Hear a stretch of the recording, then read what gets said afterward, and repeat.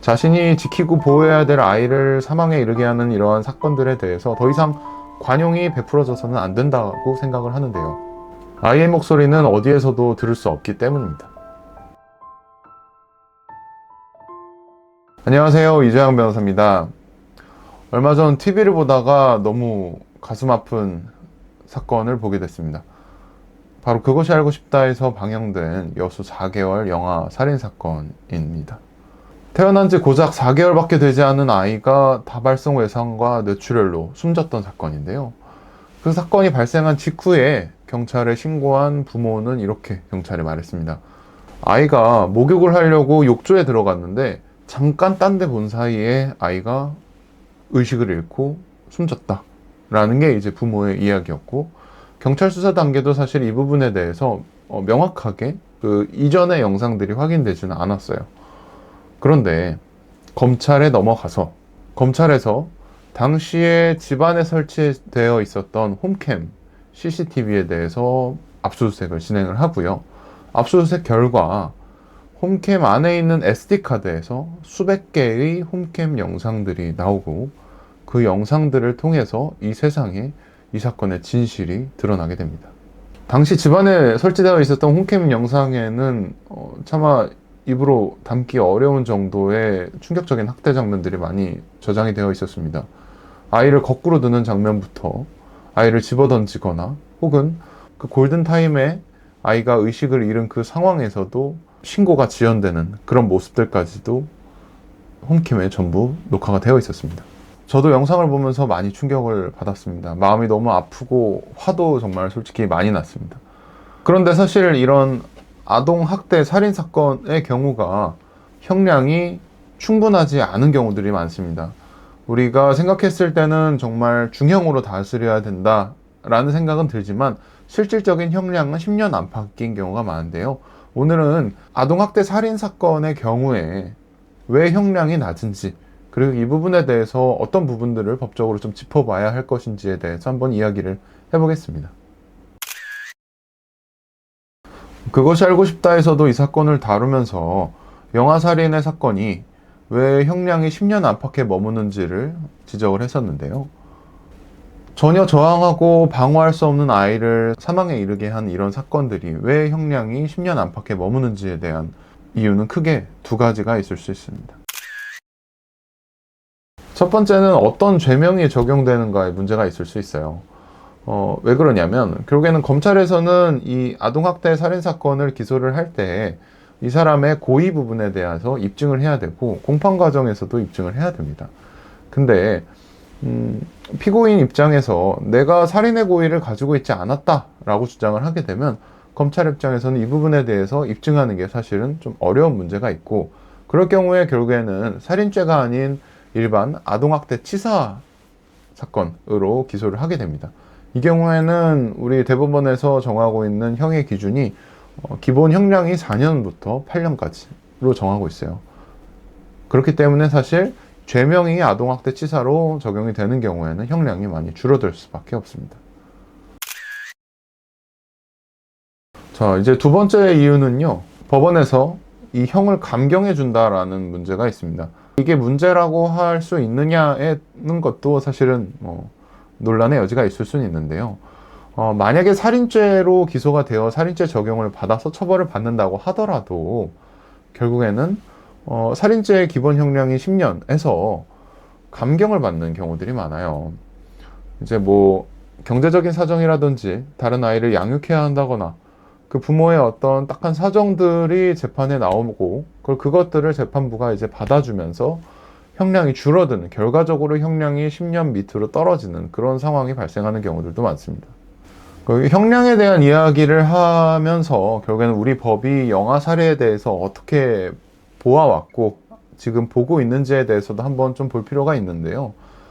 이것을 보기 위해서는 2023년도에 있었던 사건을 볼 필요가 있을 것 같습니다. 2023년도에 지금 대한민국을 떠들썩하게 했던 사건이었는데요. 수원 아동살인 사건입니다. 수원에서 있었던 사건이고, 냉장고에서 갓 태어난 아이 2명의 시신이 발견이 됩니다. 냉장고에는 수년 동안 있었던 걸로 추정이 되었었고요. 결국엔 그 사건이 공판으로 넘어가면서 아이들을 사망에 이르게 한 부모가 주장을 했던 부분이 어떤 거냐면, 나에게 형법 251조 영아살해죄를 적용을 해달라라는 주장을 했었습니다. 영아살해죄라는 거는요, 직계 존속, 그러니까 부모가 자기의 치욕 또는 어떤 양육하기 곤란한 어떤 특별한 사정이 있는 경우에 내가 태어난 직후에 아이를 내가 사망에 이르게 하는 경우에는 그 부분에 대해서 참작해서 처벌에 반영하겠다라는 처벌 조항인데요. 사실 이 법이 만들어진 거는 1953년 6.25 직후입니다. 6.25 직후에 우리나라에 먹고 살기 너무 힘들고, 그런 상황에서 아이가 태어나면 아이를 케어하기가 너무 힘든 상황이 생길 수도 있죠. 아이를 케어할 수 있는 사람도 없는 상황에서, 먹을 것도 없는 상황에서 아이가 태어난다? 사실은 이 양육하는 것이 너무 어려워서 그런 극단적인 선택을 하는 경우들도 있었을 거고요. 당시에 전쟁으로 인해서 가족들이 이제 먼저 세상을 떠난 상황에서 혼자 아이를 키울 수 없는 상황임에도 불구하고 아이가 태어나는 그런 상황, 그런 상황에서 극단적으로 감정이나 이성적인 사고를 할 수 없는 상황에서 아이를 그런 선택을 하는 경우에 이 사람에 대해서 처벌에 반영을 하겠다라는 것이 결국에는 영아살해죄가 도입되게 된 배경인데요. 우리 일반 살인죄의 경우에는 5년 이상 30년까지로 처벌을 하고 있고요. 영아살인죄는 10년 이하니까 사실 우리나라 지금 사기죄 개정되기 전에 10년 이하로 정하고 있었습니다. 그러니까 돈 빌려서 안 갚는 사건이랑 영아를 살해한 사건이랑 사실 처벌 수위가 같아지는 겁니다. 그런데 사실 지금은 1953년이랑 많이 세상이 달라졌습니다. 2023년 사건을 계기로 국회에서 이 부분에 대해서 논의를 했고, 결국에는 아이를 살해하는 것과 어른을 살인하는 것을 다르게 볼 수 없다라는 기본적인 관점 하에서 이 부분의 법 개정이 이루어졌습니다. 때문에 이제 영아 살해도 일반 살인죄랑 동일하게 처벌을 받을 수 있는 겁니다. 하지만 아직까지도 실질적인 그 형량에는 충분히 처벌이 이루어지고 있지 않다는 게 사실은 문제예요. 수원 사건의 경우에도 징역 8년이 선고됐는데요. 아까 말씀드렸다시피 사실은 이러한 법 개정의 필요성으로 법이 개정됐음에도 불구하고 아직까지도 형량은 10년 안팎에 머무르고 있습니다. 저는 이러한 부분들은 사실 아직 법이 우리 시대의 흐름을 따라가지 못하고 있는 것이 아닌가라는 생각이 드는데요. 이런 부분에 대한 이야기도 한번 추가로 해보겠습니다. 왜 이렇게 납득하기 어려운 판결이 선고되는 걸까요? 전 그 본질적인 첫 번째 원인이 피해자의 목소리가 이 재판에서 아예 지워져 버린다라는 것을 들 수 있다라고 생각을 하는데요. 우리가 일반 살인죄와 비교를 좀 해봐야 될 것 같습니다. 일반 살인죄의 재판에 가보면은 살인사건의 피해자의 유족들이 재판에 참석해서 재판장한테 자신들의 의견을 진술할 수 있는 기회를 가질 수 있습니다. 그 과정에서 지금 우리 가족들이 이 사건을 해서 어떤 피해를 입고 있고, 이 상처가 다시 돌이킬 수 없고 피고인의 행위가 얼마나 중한지에 대해서 재판부한테 피해자의 목소리를 낼 수가 있는 기회가 있습니다. 그런데 반면에 영아살인 사건의 경우에는 피해자를 위해 목소리를 내줄 사람이 없다라는 게 사실 제일 큰 문제라고 생각이 드는데요. 영아살인 사건의 경우에는 피해자, 즉 그 아이의 유족들은 결국에는 피고인일 가능성이 많죠. 그리고 피고인을 위해서 선처를 탄원하는 사람들은 피해자의 가족들인 경우들이 많습니다. 그렇기 때문에 그 재판정은 사실 일반 살인사건의 재판과는 다르게 조용할 수밖에 없습니다. 피해자의 유족들은 피고인을 위해서 선처를 탄원하고 피고인의 다른 자녀를 양육하는 그런 문제들을 사실은 재판정에 꺼내놓습니다. 피해자의 목소리보다는 피고인의 사정들이 재판부에 더 전달이 많이 되는 그런 사건이 되는 거죠. 피해자의 목소리는 검사가 제출한 공소장 안에만 정리되어 있을 뿐이죠. 이런 것들이 영아살인 사건이 본질적으로 다른 일반 살인 사건과 달라지는 부분들인 것 같습니다. 그럼 한번 이 부분에 대한 이야기도 좀 해보고 싶은데요. 우리 형법에는 자녀가 부모를 살인하는 경우에 가중처벌을 하는 조항을 두고 있습니다. 일반 살인죄랑은 다르게 자녀가 부모를 살인하는 경우에는 일반 살인죄는 5년 이상인데 자녀가 부모를 살인하는 경우에는 7년 이상의 형을 정하고 있어요.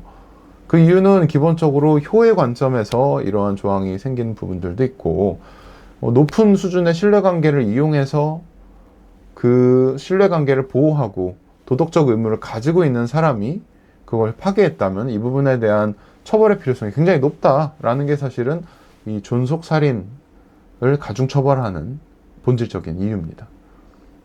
그런데 한번 반대로 한번 생각을 해볼까요? 아이의 경우에는 아이의 세상은 사실 부모밖에는 없습니다. 아이의 모든 신뢰는 부모한테 가고요. 때문에 부모는 아이에 대해서 높은 수준의 도덕적인 행동들, 도덕적인 의무감들이 발생하는 것들이 많습니다. 그런데 그런 도덕적인 기반 위에 있는 관계를 저버리고 아이를 학대하고 아이를 아이를 사망에 이르게 하는 그런 사건들의 경우에 사실 가중처벌하는 조항은 아직은 없어요. 이 부분에 대해서 사실은 논의가 이루어지고 있기는 한데요. 아직 구체적으로 이 부분에 대해서 입법화되거나 이런 부분은 없습니다. 그래서 이번 사건을 보면서 사실은 논리적으로는 그 반대의 경우, 그러니까 부모가 아이를 살인하는 경우에 대해서도 사실은 형법상의 가중처벌 조항을 두어서 제2의 여수 사건들이 이제 발생하지 않도록 하는 부분들이 필요하지 않나라는 생각이 좀 듭니다. 법의 조문은 바뀌었습니다.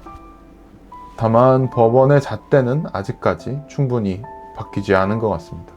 아이를 학대해서 사망에 이르게 한 여수 영아 살인사건처럼 자신이 지키고 보호해야 될 아이를 사망에 이르게 하는 이러한 사건들에 대해서 더 이상 관용이 베풀어져서는 안 된다고 생각을 하는데요. 아이의 목소리는 어디에서도 들을 수 없기 때문입니다. 법은 사실 사회의 모습을 반영하는 것이기 때문에 속도가 조금 늦는 경향이 있습니다. 이번 사건을 계기로 영아살해죄가 없어졌던 것처럼 이 부분에 대해서도 어느 정도 입법적으로 보완이 되면 어떨까라는 생각이 들었습니다. 여러분들 생각은 어떠신가요? 긴 영상 시청해 주셔서 감사드리고요. 여러분들 생각은 댓글로 남겨주시면 감사하겠습니다. 감사합니다. 이주영 변호사였습니다.